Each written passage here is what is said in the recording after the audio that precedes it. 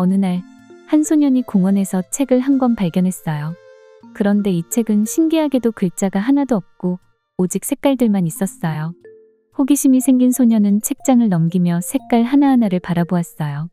마침 근처에서 이 책을 보고 있던 한 할아버지가 다가와 미소를 지으며 말했어요. 이 책은 아주 특별한 책이란다. 너에게 중요한 이야기를 들려줄 수 있지. 소년은 궁금한 눈으로 할아버지를 바라보았어요. 할아버지는 첫 번째 페이지를 펼쳤어요. 황금색, 하나님이 계신 곳, 천국. 이 첫 번째 색깔을 볼래? 황금색이야. 이 색은 하나님이 계신 천국을 나타낸단다. 할아버지는 하늘을 가리키며 설명했어요. 천국은 아주 아름다운 곳이야. 슬픔도 없고 아픔도 없고 하나님과 함께 영원히 행복하게 지낼 수 있는 곳이지. 하나님은 우리를 너무나 사랑하시고 우리도 그분과 함께하기를 원하신단다. 소년은 반짝이는 황금빛 하늘을 떠올리며 말했어요. 그럼 누구나 천국에 갈 수 있어요? 할아버지는 다음 장을 넘기며 안타까운 표정을 지었어요. 검은색, 죄의 문제. 이 두 번째 색깔을 볼래? 검은색이야. 이 색은 죄를 나타낸단다. 소년은 고개를 갸웃했어요. 죄가 뭐예요? 죄란 하나님이 원하시는 대로 살지 않는 거야. 거짓말을 하거나 친구를 미워하거나 부모님의 말씀을 듣지 않는 것도 죄지. 성경에는 모든 사람이 죄를 지었다고 나와 있어. 소년은 자신이 장난감 때문에 동생과 싸웠던 기억이 떠올라 얼굴이 조금 붉어졌어요. 죄를 지으면 어떻게 돼요? 죄 때문에 우리는 하나님과 멀어지게 되었단다.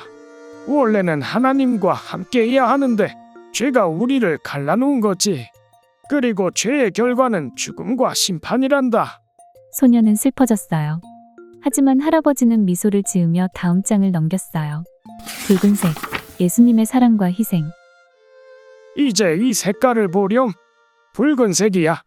이 색은 예수님의 피를 나타낸단다. 예수님의 피요?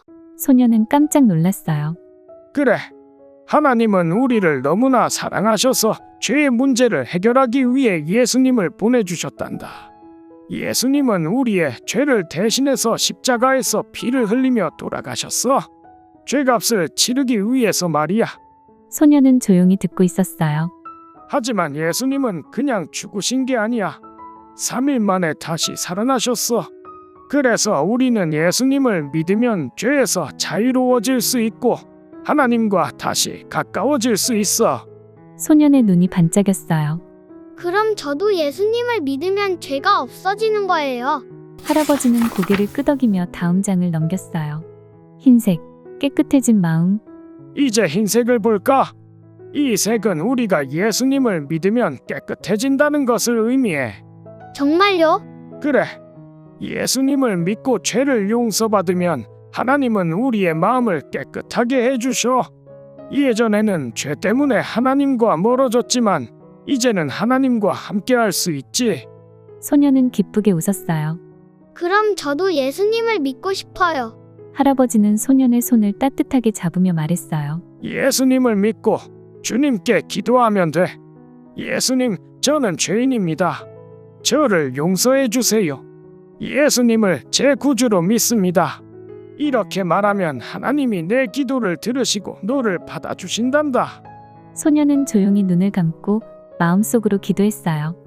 초록색, 새로운 삶, 성장. 소년이 눈을 뜨자 할아버지는 마지막 장을 보여주었어요. 이 색깔은 초록색이야. 초록색은 나무나 풀이 자라는 것처럼 우리가 예수님을 믿은 후에도 계속 자라야 한다는 것을 의미해. 어떻게 자라요? 기도하고 성경을 읽고 하나님을 예배하고 다른 사람들에게 예수님을 전하면서 자라나는 거란다. 그러면 하나님과 더욱 가까워질 수 있지. 소년은 고개를 끄덕였어요.